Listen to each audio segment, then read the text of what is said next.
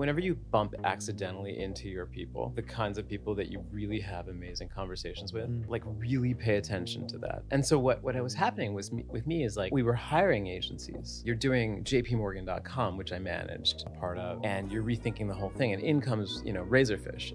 They look really cool, and they're talking with like depth and sincerity about the things that I was like, oh, look at that. For me, it was just such a wake-up call, because I'm business, right? I'm in the spreadsheets. The way you determine success at a place like JP Morgan is you're constantly talking about ROI. You're constantly explaining the language. Your language is that essentially, will it be successful? Okay, hello. I'm lucky enough to be sharing the sofa with Arif Mansuri. Hello, sir. Hey. How are you? Good to be here. Great to have you. A brief summary of your career up to now, starting at JPMorgan as an analyst, I believe. And you stayed there for 12 years, is that right? Something like that. Around that. A long time. Grew into a VP of strategy. Then the next notable move was probably your time at Huge, into a global head of strategy role. Spent 7 years there, I think, or thereabouts. And arguably the glory days of Huge. I'd say that was, from the outside looking in, maybe their most successful times, most reputable work was made, which I'm sure we'll dive into in a bit more depth. And then most recently, your time at Metalab as a CEO for nearly 3 years, which anyone who doesn't know Metalab, I think, again, one of the best interface agencies in the world, doing some amazing work.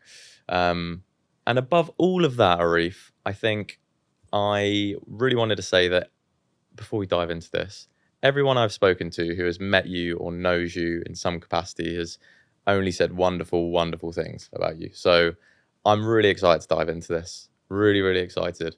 But before all of this, I want to start with the question that I'm sure anyone who's ever listened to the podcast before knows is coming. Who is the first person to ever made you feel like you had talent? I think, first of all, thank you. And it's great to be here and to talk to you about this topic. But I'm lucky to be able to say like that very traditional answer of my dad. Right. And it's difficult to talk about it like about this topic and talk about my talent. Instead, I think his talent was to make people feel special. Everybody. He just had that gift. He saw it. He paid attention to anyone who'd ever met him. And to be around that all the time. And, to feel that, to have somebody say to you, you can do anything, and he meant it. And sometimes it felt like wildly improbable what he meant when he said, you can do anything. But that anything comes from like a place of, I don't know, an immigrant, a person who grew up without like running water or electricity. Wow. And who ended up, in the United States, in New Jersey. But he also just had like a kind belief in people. And I didn't even realize how special that was until, he passed away in 2015. And I saw it with like him spending time with my niece, like up until 2 years old. Like she was around that energy. Yeah. So I'm wow. really lucky in that regard to just have grown up with it. And he really believed. I mean, if he met you today, he'd be like, well, you should write a book. You could write a book about the thing that you're doing. He would totally make you feel like whatever it is that you were doing, you could take it to the biggest possible place. Wow. If you wanted to. Wow. Amazing. So tell me how the JP Morgan thing, first of all. I mean, that's no easy feat getting through the door, let alone doing 12 years at somewhere like that. How did something like that come around, and what were the challenges in getting in? It's funny. I didn't want to do any of it. Really? I just got a job, and at the time I was just in hustle mode. Yeah. The job that I gotten right out of school kind of fell through. It wasn't the right thing, and so I needed something. And I didn't know that like it would be. I wasn't like the person who was like, I absolutely, for the rest of my life, want to be a banker in banking, do these Okay. things in Yeah. finance. Yeah. I just needed a job. And it was one of those classic moments where I'm at school and I was just going to meet, the companies that showed up and sit in the front row, ask all the questions, ask as many questions as you possibly can. And I remember that was it. Like, and so that's how I got in. Was just like, I was the most, I can say this with absolute certainty, the most curious Really? about it. And so then I got in and I thought, I'll do this for 1 year. It's funny how life works. Yeah. But the cool thing about a place like JPMorgan, if you just forget for a second that it's a bank, it's a place at the time, a place of 200,000 people. 200,000 people is like, a city. Yeah. And a city has all that like kinetic energy in it. It has all these people trying to move around the world. It's global. And so I could just keep doing something different every few years. Yeah. And the thing that I gravitated towards was there was a thing called Lab Morgan, which was a VC Okay. that then was rolled up and disintegrated in the first .com bubble. But I immediately gravitated towards everybody that was doing all the new stuff, innovation, technology, working with smaller companies, looking at acquisitions of startups or infusing energy into startups. And that, from the very second that I got there, was what I had the through line for, which is like, how do we make sense of all this amazing stuff that's happening in culture and integrate it into the fabric of these 200,000 people? So that was a series of all the firsts. How do we use an instant messenger? Like, how do we make people communicate with each other? How do we have a website that really speaks the brand or articulates ourselves? So it's like all the classic things that we know of the work that we do. But the first time anyone ever had to really think about it with sincerity or passion is how I felt about it. And what about at that time? How do you realize that strategy is a route that you go down? But also at that time, was strategy, did it feel as important as it is today? The thing also that I carried with me is that the definition of strategy I have found, particularly in agency land, is slightly different from the definition that you have when you work inside the house of a corporate or of an enterprise. We thought of ourselves as business strategists, build businesses, or help achieve a particular goal, and then make the case for that particular goal. I was always good at that, like case building, which is a big part of what agencies do. But it was business. People didn't think about it in terms of like necessarily the way a creative agency does, which is even the term a strategy. You hear people say, I'm a strategist, and there's a strategy, and it is about positioning, it's about creative, it's all these things. Inside the house of a enterprise, you're just in the business and you're just trying to make things grow, or you're trying to figure out how to make things efficient. And the way that you get there, that plan of action, which we can talk about, like I started to define and have a definition for my own self of what strategy was. But that act of continually moving things forward and having a plan was kind of what it was about. So I don't know if it was like the moniker strategist mattered. It was more that you were the people helping the organization deal with the gnarly things and move them forward. Yeah. Does that make any sense? Yeah, absolutely. It's kind of blowing my mind right now, I'll be honest, in a very, very good way. And then I'm sure we could spend loads and loads of time in the house of JPMorgan, but when does the decision, how does something like a Huge come around? Because it feels to me like wildly different beasts in many different ways, but how do you go from here to there, and what's the kind of problem you're coming in to solve?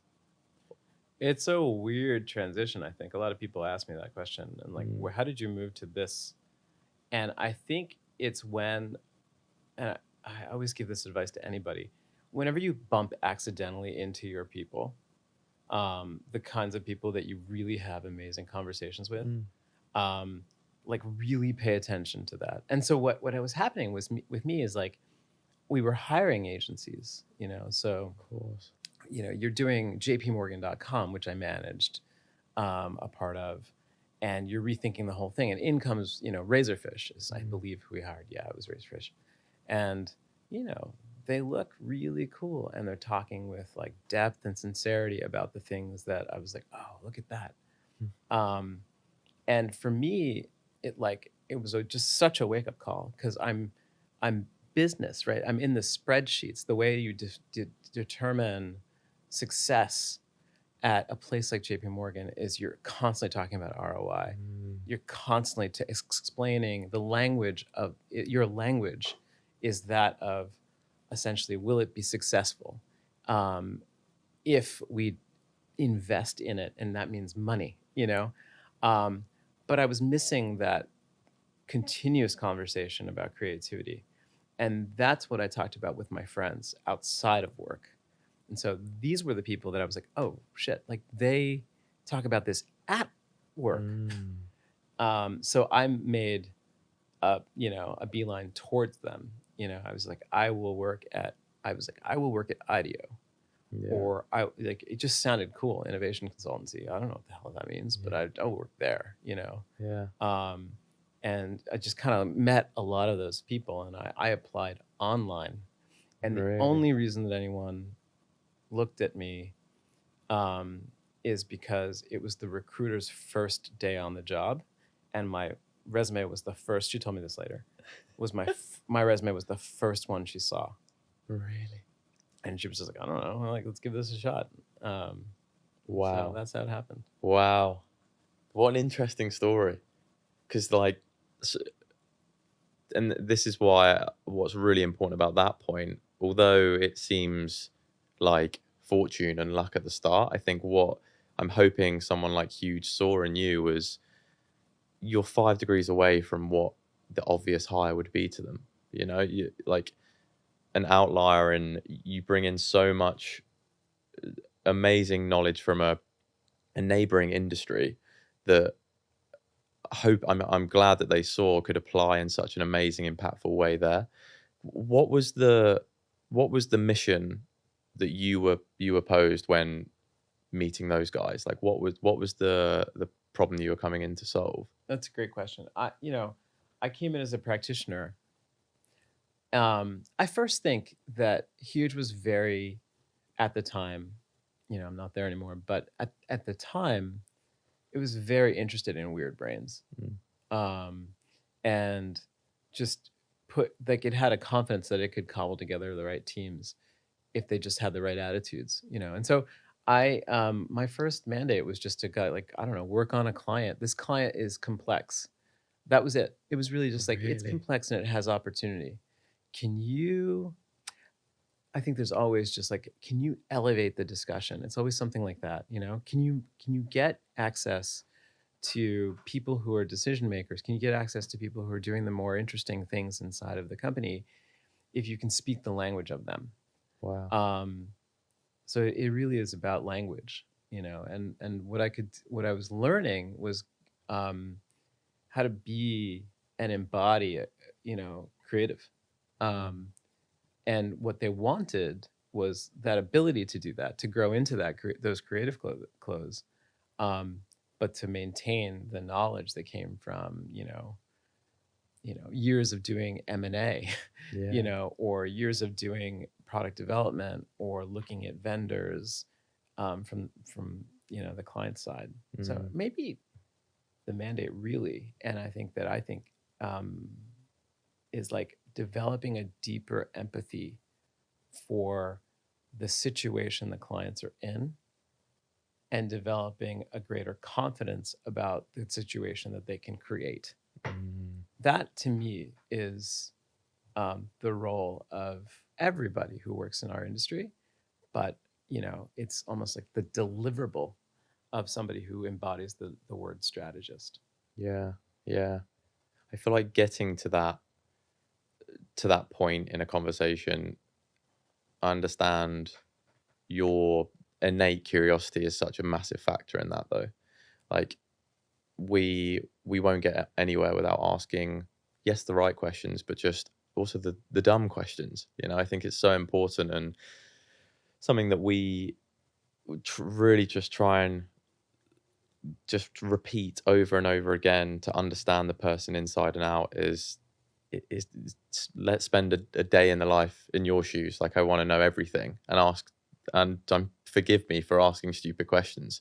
And I just think that curiosity factor as a strategist in particular is just essential to get in the room, but also execute, and deliver the right thing. So yeah, absolutely. Great.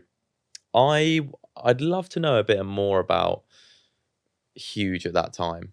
And from the outside looking in during that moment, it felt very progressive. It felt like new weird brands were being built, and it did feel like innovation was happening. What was the environment like at that time?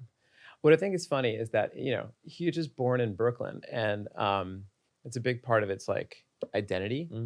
And it also was born in a Brooklyn that was very influential. That sort of heyday of sort of the arrival of this place that would then, create the coffee shop that every other coffee shop in the world would look like. It was sort of a lot of flattening of culture exists now because of probably some aesthetic that was created then.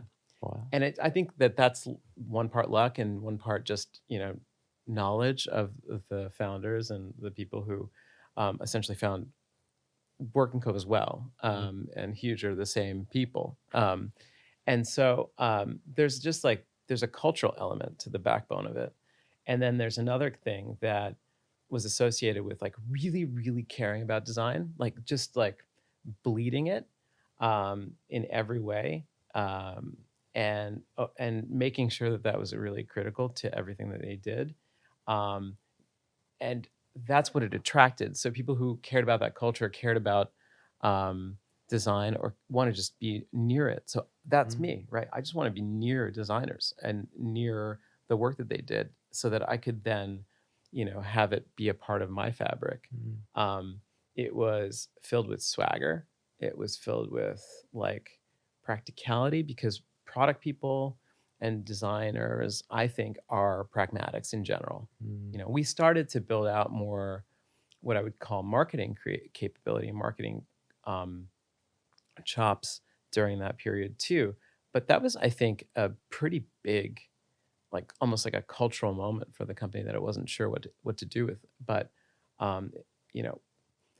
if you think about marketing creatives, like often they're loftier, they're bigger, they think massively. They think in concepts that don't have to be bound in software.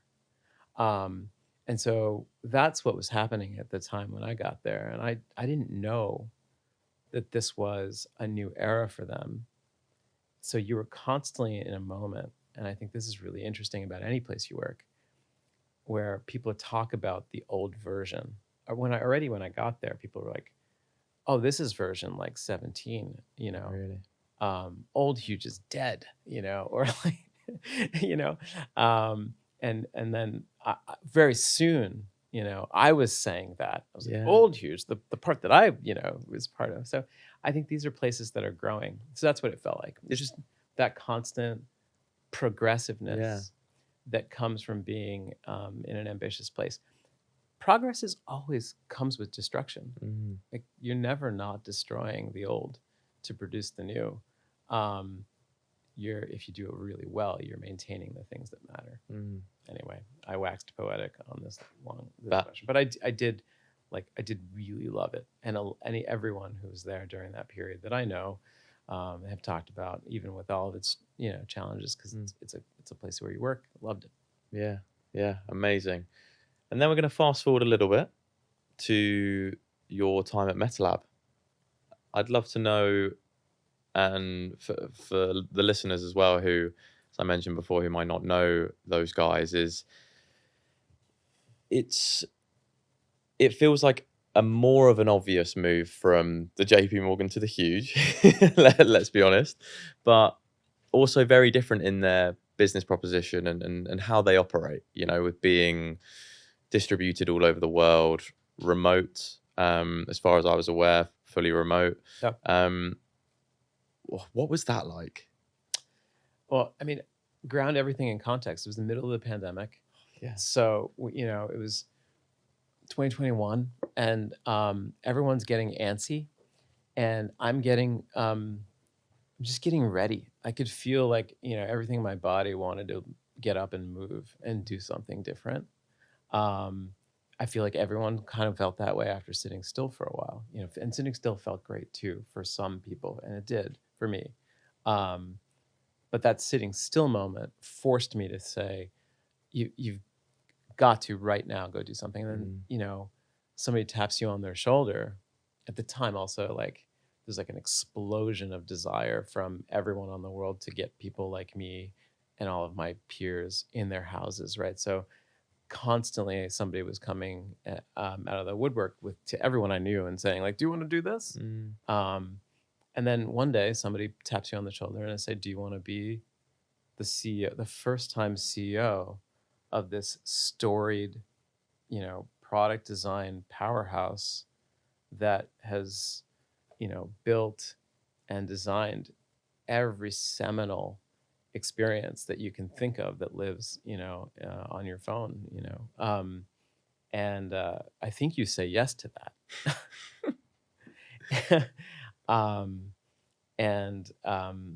So I did.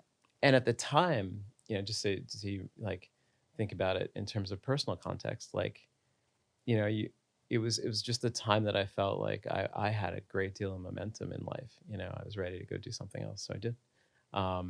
And they're an incredible group of practitioners. I mean, so talented. Wow.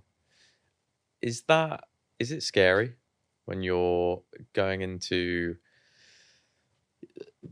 essentially something that you've never done before in an agency that you understand the talent and what they do, but what was the feeling before going in there, and also that first 2 months? Like, is that just holy shit?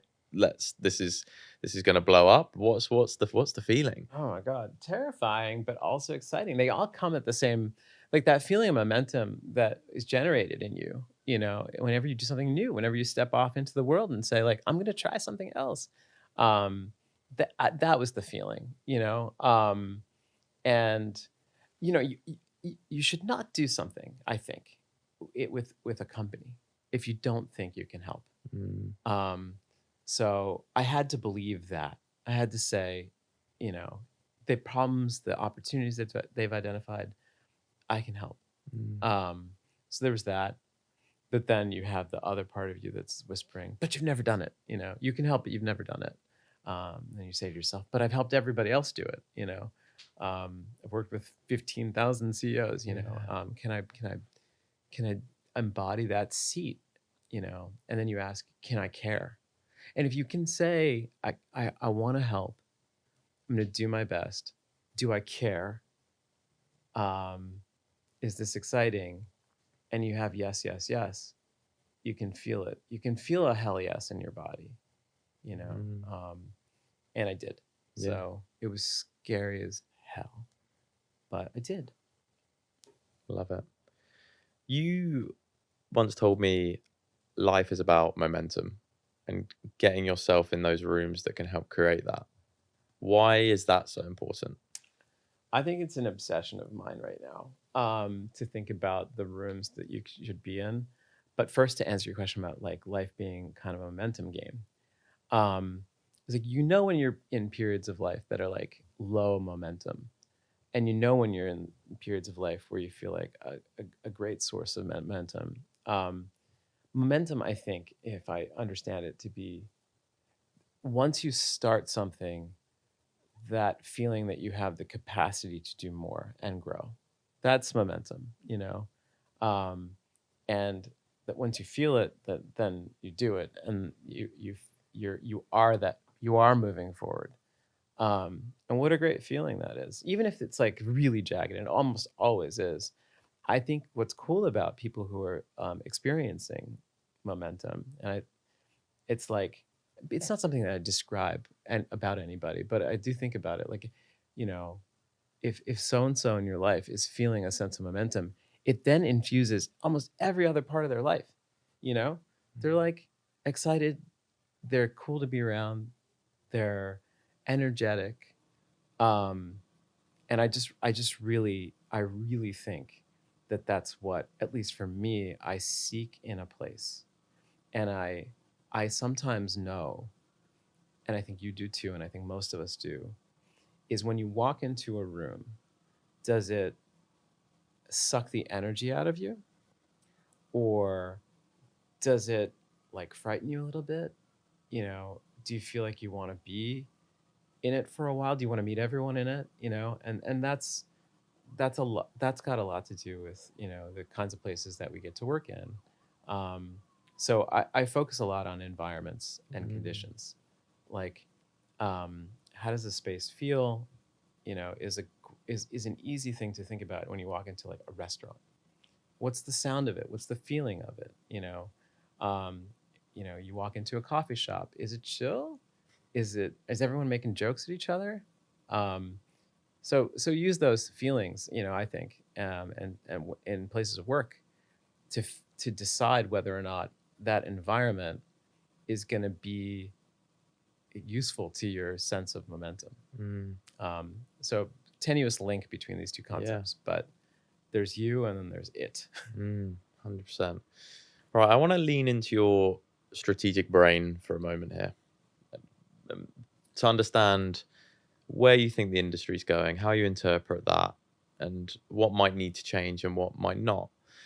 You know, we're seeing so many agencies repositioning themselves as more of a, you know, building a strategy side to the business and moving further up the tree, or wanting to and constantly trying to build that side. Why is that? And what do you think is so important about that thing? First, I don't think I'm a student of I don't think I'm as deep a student of agencies. I think I'm a deeper student of the clients that they support. And hopefully this discussion about what are the clients going through, what is, you know, sort of society and what are institutions going through, hopefully that informs what happens to the, you know, the people that help them build, create, make things, whether it's campaigns or whether it's, you know, products. So we really have to be looking at like, what are companies going through and what are the people inside those companies going through? And that's where the industry will go, right? So I think, you know, one thing to think about is a question you should always ask is, does industry have the talent it needs in its house to do what it thinks it needs to do? If it does, it will not hire other people to do it. Yeah. It's just pretty simple. Is there momentum and energy of its own right and capital behind the kinds of initiatives that the agencies might support? And that answer will also tell you what's happening to the agencies, right? So I think in digital, what we're seeing is like a slowdown of momentum and capital of a certain kind for a moment. And agencies have felt that pain. And over the last few years, we're seeing, you know, the outgrowth of that. That's not to say that digital is not powerful, that this technology and this capability around product design and product management and technology and engineering and all that capability isn't going to matter deeply. The reason I think why people are investing in strategy, and I think they have to, I have a strong POV that they must, is because if they're going to help those institutions progress, they're going to have to see their businesses for what they are, and they're going to have to help them make the right investments. It's not as easy anymore as everybody did a website this year. Yeah. You know, everybody made a mobile app this year. But I have this giant caveat and asterisk on all of this, which is um, we're just in a holding period. Like, I think there's going to be an explosion of work. I feel Really? really excited for the right kind of company, for the right kind of, for the right group of people. We're going to be in a bonanza of institutions figuring out what to do with, after this somewhat of a pause, what to do with all this latent energy that they have, this capital that they must spend. They're spending it now in AI, and we can talk about that too, but like they're spending it like in sort of wait and see modes, some of them. And I'm talking about enterprises, which is one universe. Startups, of course, are becoming very, AI Yeah. born. But this will always come together, and there will always be a need for people to support them. So I don't know, that's my rambling answer. That where the industry is going is where the clients are going, and something about what the offering is providing today. There's not as much demand as there used to be, just for the moment. Yeah. Yeah. I can really feel every time we speak, I feel like especially in the last 3 months, it's been full of energy. Like it feels like you're ready to take on the world right now. And I know that, congratulations, you've recently become a father. What has that taught you? Whether it's a perspective thing, and then follow-up question is, why do you think that's so important coming back into the industry? Well,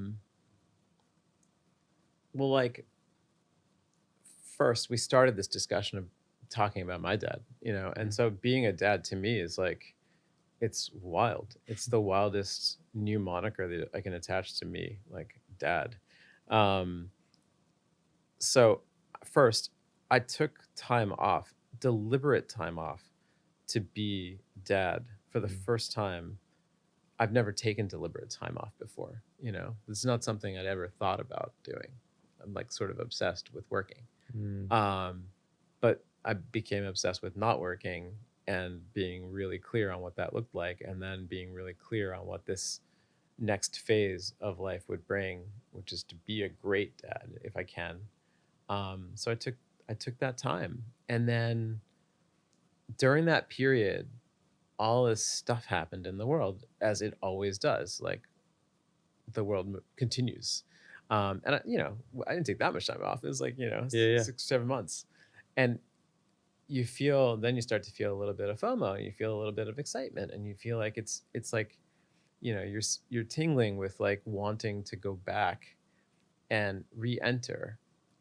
But what I found was that the people that didn't have a kid, didn't take that kind of time off, didn't do those things, many of them were just being ground down, a lot of them, in the day-to-day. I didn't have that day-to-day, and I have all this like latent energy and excitement and optimism, because I kind of am only looking at it from one vantage point. Now I'm doing consulting and strategy work right now, exclusively, like client practitioner strategy work, and that is like, it's what I love. Strategy is a plan of action under conditions of uncertainty, to compete. People feel a lot of uncertainty right now. When you can help people feel a little bit more certain, there's a very gratifying feeling. So that's maybe it. That's why I'm so psyched. And then all the technology, all the capability, it's gnarly. Yeah. Like, the challenges that AI will bring on a societal level are really, really interesting. The challenges and opportunities that it brings on a day-to-day, like just making things level, are really, really interesting. So we're in a moment, and that moment, like, we're in it, but it hasn't really affected us yet. What a weird thing. Like, it really hasn't affected people's day-to-day, but it will. Yeah, it is. It's that inevitable thing that we're kind of all just waiting for, because it's, you know, progressive technology has been a thing that we don't feel firsthand, but we are absorbing every day, you know. And it's that level of technology, I think some of the most impressive is the ones where you're not even expecting it, yet your life is becoming ultimately easier, more efficient, and better because of it, you know. And I don't think it needs to be this release of AI v3 that is going to affect everyone's, you know, fingertips. It's like, it's the stuff that's happening really subtly and in the background that makes it so impressive. So yeah, it's interesting to see. It feels like we're in a time where it should be easier than ever to set your own thing up. That anything is possible thing feels more possible than ever. But it will also come with its challenges. Like, I think that there'll be a lot of things that break, and to be able to be successful in the world of this new technology that we speak of, is you need to be in the room where you're able to keep up and understand it. I do feel like you could get left behind. I think it's a more useful thing for me to say yes. Like, let's say my mission is to get people to not be left behind. Then the thing I should probably say now is yes, you can get left behind. It's because what I want people to do, what I want myself to do, what I want everybody to do, is to become versed in the way that the world works at any given moment. Like, now you can choose to adopt or not adopt something in whatever context you want. For instance, like right now, there's a guy named Jonathan Haidt who's writing, he wrote a book called The Anxious Generation. And he's talking about essentially digital screens, social media adoption with kids and teens. And his basic proposition is, I think it's no screens before high school, right? He's not saying no screens. He's not saying this is not technology that doesn't exist. He's not saying social media doesn't exist. He's not telling people to like destroy it all and that it didn't have any value. He's saying, do not do this to these children, you know? So I guess my long-winded answer on adoption of any technology or any capability is adopt it, think about it, use it, know it for what it is. Keep asking those questions, but don't ignore it. Yeah. For the love of God. Yeah. It is here. You can't, it's like ignoring climate change. Like, what are you doing? Like, you can't ignore forces that exist. And that's what I would want for people to know and feel and to do it today. Don't, again, momentum's that ability to, once you start, to create growth. So just start and then feel a sense of momentum that comes from it.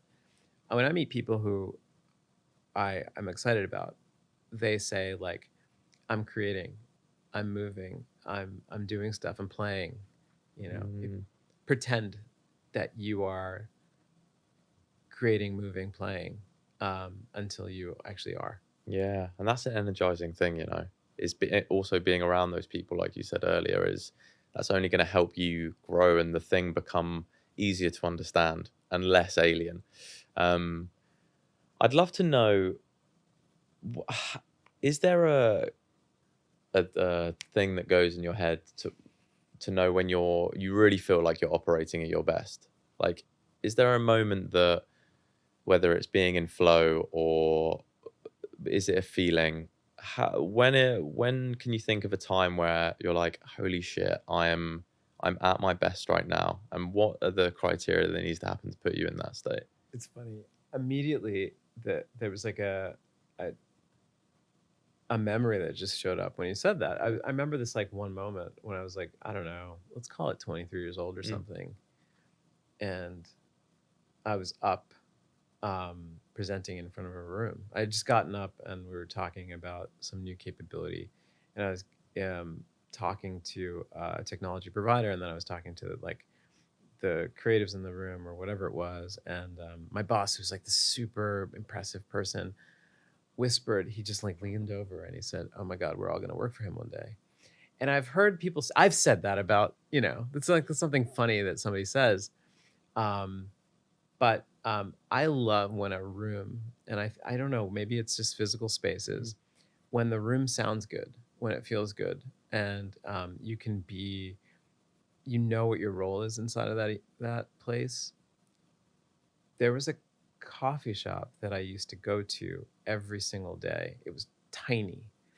And in that coffee shop, that crew, the ones that worked there, and in this tiny place where the line went around the block because it was the only coffee shop in that neighborhood, not because the coffee was great, would make like these amazing jokes at everybody on the line. And you're talking about like, bleary-eyed bankers, like think of like every stereotype that you can think of as it relates to these people. And they would get them to laugh, and they would get them to like love the line. No one in New York loves the line. Yeah. But to love the line. And when I feel like at my best, I'm in a great room where it feels right, and I'm able to make other people move forward, So that's flow. I think that's flow, but it's not an alone flow for me, even though that exists too. Yeah. I love going deep, but I just love working with other people. Yeah. And helping them see maybe something that they didn't see by simplifying a concept, or by showing them, by provoking them a little bit. That's really fun. So, and how does that influence a leadership team then? I'm just trying to think of how, because if that feeling and alignment of community around you isn't there, that could cause problems. So how important is it to pick a right leadership team, and what makes a good leadership team? Let's keep going back to that coffee shop. That crew, that line, like they had a vibe between them. They passed things back and forth. You could see that the thing was running efficiently, which meant they weren't like, it was a dance and the communication was good and they were kind of moving coffee back and forth. But then they also they had a looseness and ease with each other. And that then made everyone else feel that. I think leadership teams, all teams, not just leadership teams, there's nothing specific about a leadership team to me that isn't true for most teams that have a purpose.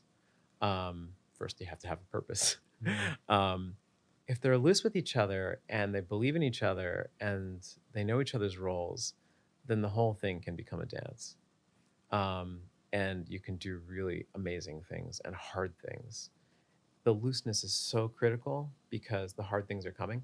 And with executive teams, you have to make really, really tough decisions together, to trust each other and feel that. But you that trust comes from work. It's very few teams that are just like everybody was there on day one. That's to me that's some kind of amazing alchemy. It's more that you were up late together a couple of times. It got really hard, and you went through something together, and then you were loose. Yeah. Amazing. I wish we had more time. I could honestly just go on and on, but Arif, I really, really do appreciate your time. It's always so fun spending time with you, hanging out, and just my jaw dropping, essentially. Thank you, man. So no, I appreciate it. And yeah, that is the end of that. Amazing. Thank you. Cool. Oh. Is it okay? Yeah, obviously. Obviously. You smashed it. Oh, there was some just really good, the role I want to play in those is talk as